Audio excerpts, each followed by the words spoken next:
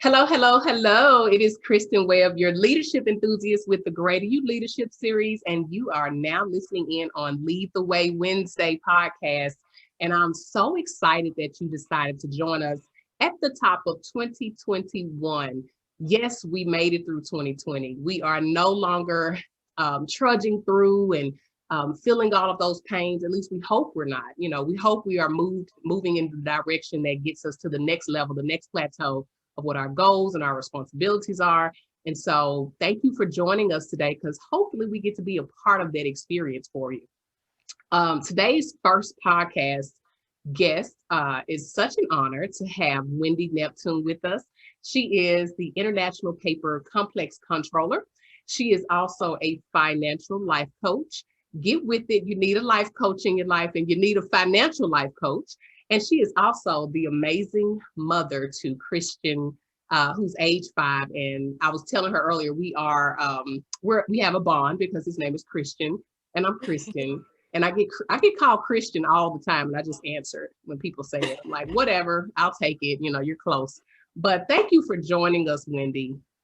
No problem. Thank you so much for having me. I'm really excited about being here and sharing all the good nuggets, like you like to call it, to make sure that people is, going in the right footsteps entering 2021, right? Especially when we talk about financing. With the pandemic, a lot of people have lost their jobs and don't have income coming in. So in those circumstances, what do you do? How do you manage it? Are all good topics to explore and understand a little bit more. Ooh, I'm getting excited. I'm going to be taking lots of notes. I hope you all listening will be taking lots of notes. I'm a notebook girl. I've got my 2021 notebook ready. And I'm going to be taking lots of notes because I'm really interested in how the impact of finances really does impact yourself as a leader. And of course, as I always say, leadership isn't just formal. It's not just being that complex controller or the procurement administrator. It's being the leader in your home, with that personal checkbook, or being the leader in the community, or that social organization that you may be a part of. And it has just so many facets and dynamics to it. So it's really important to see how finances and leadership really do work hand in hand in a lot of instances. So looking forward to listening in today, because I'm going to be doing more listening than I am talking.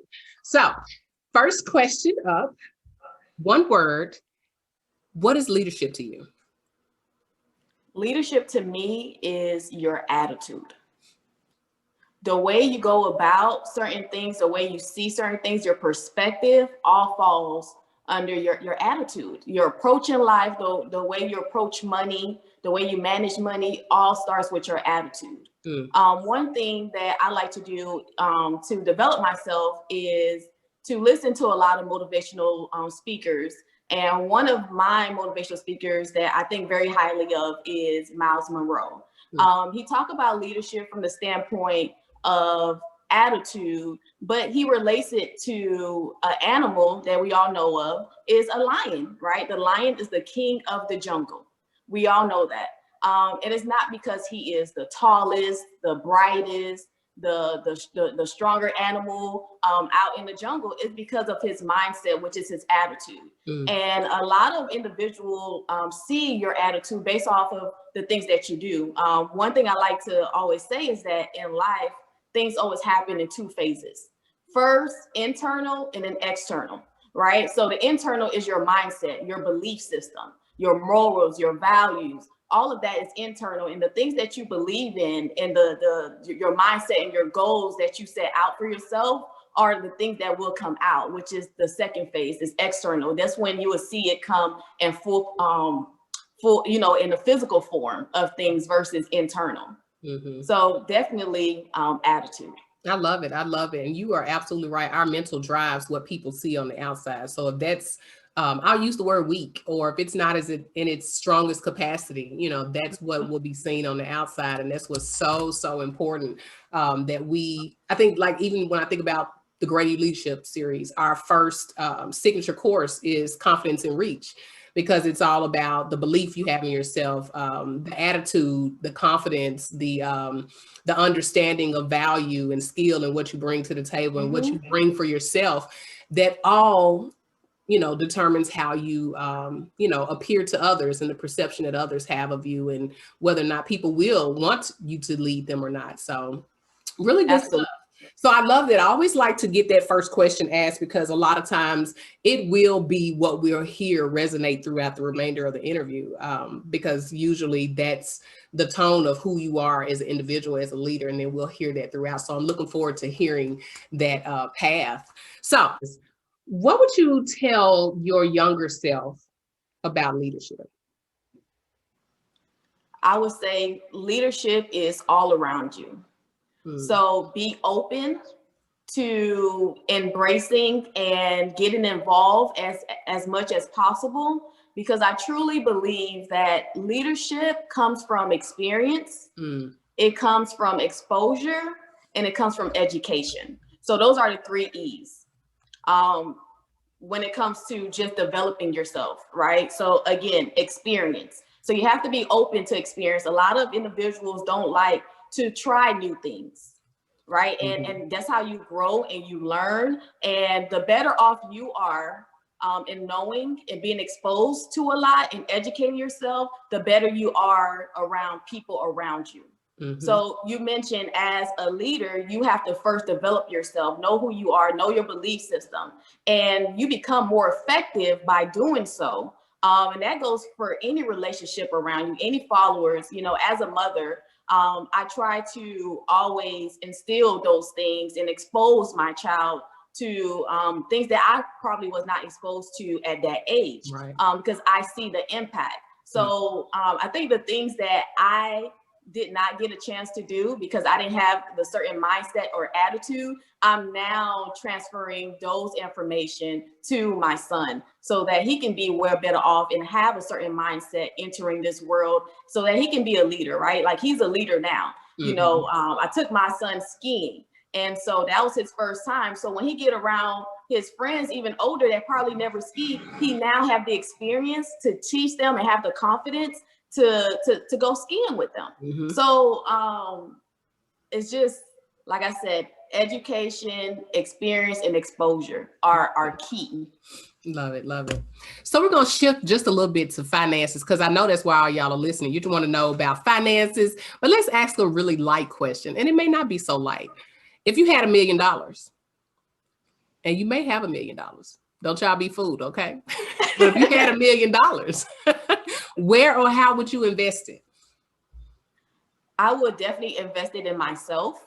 I think it's key. Sometimes we have funding and we try to put it in all these different places, but the better off you are, the better you would be able to manage the funding. So if you do not have financial literacy, I always say it's better to trust yourself. So gaining that knowledge for yourself is always key, so that you'll be able to manage and make certain decisions that you're comfortable with versus going off of what other people are telling you about your money. So that'll be one. What I like to think about money, and one of my friends told me this, that's a financial advisor, is you could look at money in 3 different ways, right? And when it comes to investing, you have to invest your money for now, for later, and generational. Right. So those are the 3 ways that I would definitely invest my money. For now could be stock, right, that generate dividends. Later could be rental properties that is going to have income coming in. And then the generational wealth can be apartment complexes, or life insurance, or a will and a trust, making sure that you have things in place for the next generation, so that your grandkids, your grandkids can inherit the assets that you have established or gained over the years. Right. So what I really like that you pointed out, because I've been starting to explore other ways to have income, be it versus stocks, be it, rental property, things of that nature, or real estate, as you mentioned. But a lot of times I think people don't understand, don't just go find you a financial advisor and say, here's my money, do what you want to do with it. Or, go find the real rental property manager and say, here's my property, go manage it. It's really important that you understand it. So when they're making those moves, you can see where they're making the smart moves for you, or you can direct them to do that. And a lot of times I think sometimes people think, oh, if I just get somebody to do it for me, hands off. And that's when you hear about the celebrities that fall to their, demise because, they weren't looking at their finances. I know I've heard that story so much or seen it in the movies. And we don't want to be those individuals. We want to make sure that we are knowledgeable so that we can control to a certain degree what happens to our future. So that's really, really good. And I don't know if you all were listening, but she gave y'all like 7 different ways to invest. I heard will, I heard trust, I heard rental, real estate. I mean, you gave a really good list for people just to kind of start exploring and seeing if it's something that's an option for them. What were you about to say? I'm sorry. No, one thing that I wanted to add on with what you mentioned about the financial advisors and just giving your money to someone because they may just have a certification. But I always like to look at the individual for the services that I'm providing. Do they instill or have they accomplished those things in their lives, right? Sometimes there's a financial advisor and they're saying that, they help X amount of clients, get X amount of money. Well, let me see your portfolio, and that's a good question to ask them, because now you're trusting somebody that have not even accomplished the things that they're promising you that they can accomplish for you. So that is important, getting the background and making sure that they have accomplished those things for themselves, because what you value for you and the things you accomplished in your life is a direct correlation of how you can help others also. Right. No different than when I get ready to get a trainer, a weight trainer or a physical trainer. I need them to look like they've been training as well. Yes. I don't need someone who looks like they're on the same path that I'm on. I need you to already be miles and miles ahead of me to show me that you have the skill and the forethought and all of that already invested in yourself to help me get there too. So I like that. It's no different with your finances. And I like asking questions. Let me see your portfolio as well before I make this decision to go with you to help me with mine. So what would you say step 1 is for an individual who wants to kind of get their bearings about their finances? What would step 1 be for them? I would say, so even with my journey, I took the approach of the Dave Ramsey steps. But then too, what I have noticed with my clients is a lot of them don't even know the amount of debt that they know. So educate yourself with what is your current situation. So that would be number 1. What is your current situation? How much debt do you have? What are the interest rate for each debt? What are the time frames? With your credit card, what's the interest rate? Because that's when you will know how to go about tackling and your strategy. And I noticed that a lot of them don't even know, or where are you spending your money? Nowadays we use a lot of credit cards and debit cards, and it's easy just to go swiping, and you don't realize how much money you're dishing out and what category you're dishing out. How often are you eating out? Those sorts of things. So kind of understanding what is your current situation? Right. What does it look like? So then you can come up with the best strategy, because everyone's situation is different, and it's going to entail a different strategy for you to accomplish it. Right. So definitely understand. And then number 2, I would say going into like Dave Ramsey, make sure that you have an emergency fund as number 1, because things are going to happen. That's just part of life. A flat tire, or if you own a home, your roof may go bad, just those sorts of things. So just making sure that you have some type of emergency fund in place for those emergencies when they come up. Right. Then getting out of debt, which I think, is step 2, and is very difficult depending on the amount of debt, what kind of debt you have, what's your income situation, do you have dependents, so it's a lot that goes into it. Like I said, with me, I'm debt free minus my mortgage that I currently have, but I had student loans, I had credit card, I had a car loan. And I eliminated all of those, right, with those steps. So being diligent and intentional about the journey is key. Just making sure you have a plan and you stick to it. That discipline. Right. I love it, because you're even you're displaying or letting us know that you're not just talking the talk either. You talked about making sure you get somebody who's helping and guiding and coaching you that has been there and done that. And I don't know if y'all heard that very clearly, debt free is where Ms. Neptune sits, where we're all trying to get. So very, very good stuff. And I like those first 3 steps. I am a Dave Ramsey graduate. Can I say that? Graduate of Dave Ramsey University. University. But, it's a process. I went through it several years ago. I got in a good spot, and then like you said, life happens, and it's understanding your behaviors so that you can make the right decisions and understand, why you spend a certain way that you spend.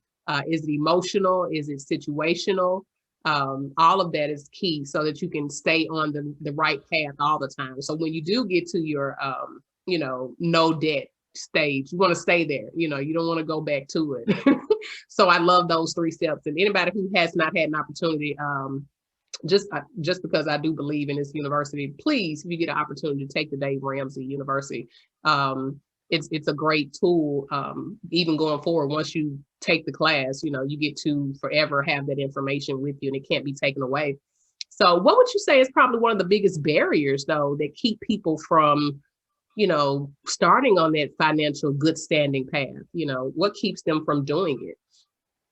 I think not having a goal in mind. A lot of people live for today and not for the future or later on in life. So if you don't have a plan for yourself in the future, if you're not thinking about generational wealth, you're not thinking about what am I going to leave my child once I leave this earth, because it's going to happen. You're going to leave this earth, right? You're going to get old. You may have medical condition that may cause you not to be able to go to work every single day. So having that perspective and knowing those things, you would want to prepare for it now while you have the energy, while like a lot of people, like I said, like focusing on just now, right? And this is not the end, right? This is just the beginning. We have so much life in us that you want to start now. You want to start investing. You want to, get all those bad debts out your portfolio. When you talk about your balance as an individual, what does your personal balance sheet look like? Those are questions that you ask individuals, and ask yourself that. What does my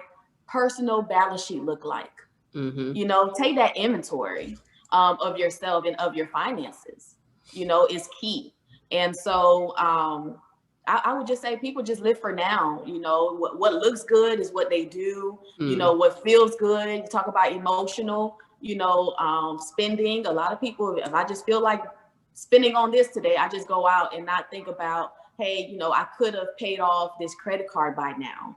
I could have saved X amount for my child's education with a 529 plan. It's just all these different things. And that's why I said it's important that you take an inventory of your current situation. It's key. It is key. I love it. I love it. So what would you say the correlation is for a leader in finances?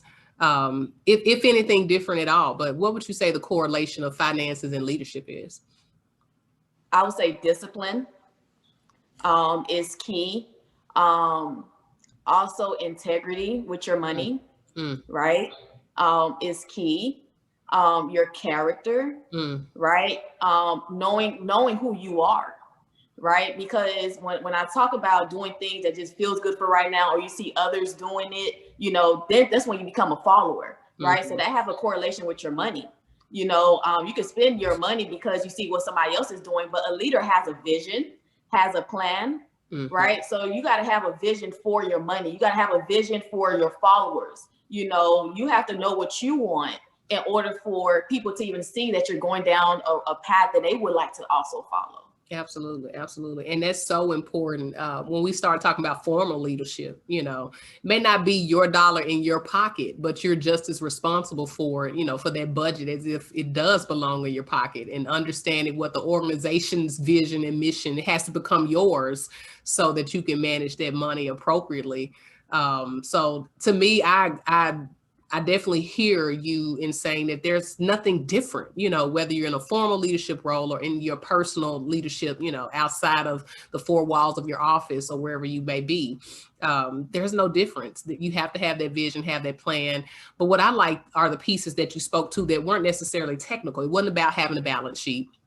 It wasn't about, every 2 weeks, making sure you're looking to see where you are, what's your net income and all that. But you were talking about discipline. You were talking about integrity. You were talking about character and, knowing who you are with those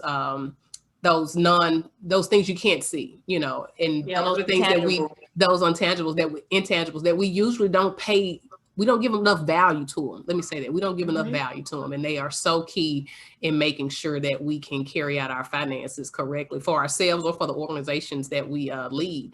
And it doesn't matter if it's a nonprofit, if you sit on a board, it doesn't matter where you are in this space. It is so key that all of those things are paramount and in the forefront of your thought in the way your actions as well. So is there anything else you'd like to share with us? Anything that we may need to make sure we pay attention to going through 2021? I would say put a plan together. There's nothing like writing down your vision, what you would like, and dream big. Dream big.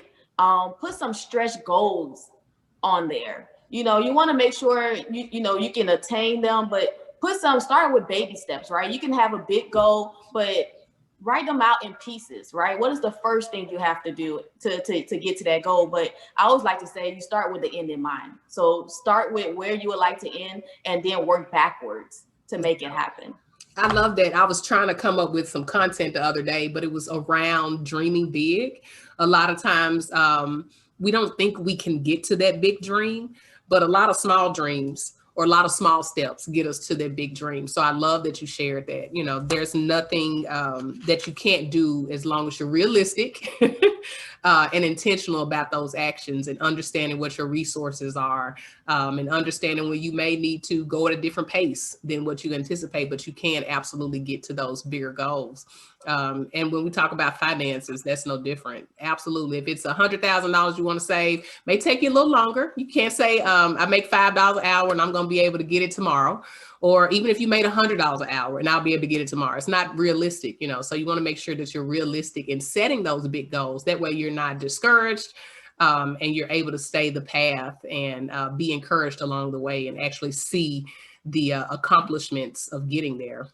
So I don't have anything else. Come on. What are you gonna say? Come on. I would say another thing too is do an inventory of the people around you, your friends. Get mentors. Take that inventory. Truly, I noticed that over the years, my circle have changed dramatically. Right. So how you see yourself is how your circle looks, right? So if you don't see yourself as someone, highly goal oriented, have big dreams, then your circle's not going to look like that, and you're not going to get to those levels. So like all of my friends, we're talking about real estate, we're talking about stocks, we're talking about the next big things, we're talking about moving up in the company, we're talking about all these things, and it's the norm. When we have conversation, it automatically comes up, right? We're on the same page, and making sure that you're not the smartest person in your circle. Making sure, because you want to continue growing, you want to continue learning. I would say read. That's something that I remember growing up, I never liked reading. And now when I look at the time that have passed me, I'm trying to play catch up, because now it's I just love education. I love learning. I love reading. With me being a mother, sometimes it's hard, but I always say, find ways, problem solve.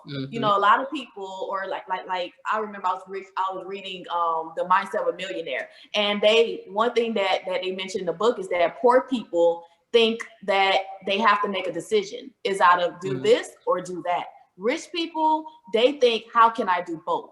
Right. So for instance, for me, I'm a single mom. There's opportunities for me to grow in the company that will probably require me to relocate. So there's a lot of advantages. I'm growing with the company. There's promotion. There's skills that I can gain with the new position, right? Which is very important to me. It's the skills that I can gain because that's transferable. When you talk about education, that's something that no one can take away from you. Right. So that's huge to me, more than the financial goods that come with the promotion. And so, instead of having a poor person mindset and say, hey, well, I guess I'm a single mom, I can't relocate, it's going to be too difficult, but how can I do both? How can I relocate to a location where I don't have any family, to continue my journey and growing even financially and exposing my child, right? And so think about those things. Don't just limit yourself and just think this is the end for me because this is my current situation.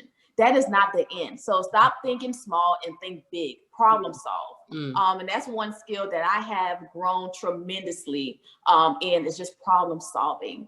And it helps so much. And sometimes you don't have to be the only person, you know, that have to problem solve. You know, contact other people that have overcome those things, you know, and kind of pick their brains, right? And most are very willing to share. Most are very, they want you to ask. Yeah.